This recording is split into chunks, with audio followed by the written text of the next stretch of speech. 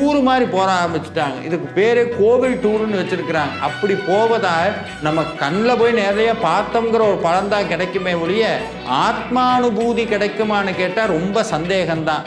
அதுக்கு பேரே என்ன வச்சிருக்காங்க பாருங்க, ஸ்தல யாத்திரைன்னு வச்சிருக்கிறாங்க. யாத்திரைன்னு சொன்னா அதுக்கு சில நியமங்கள் இருக்கிறது. என்ன நியமங்கள்?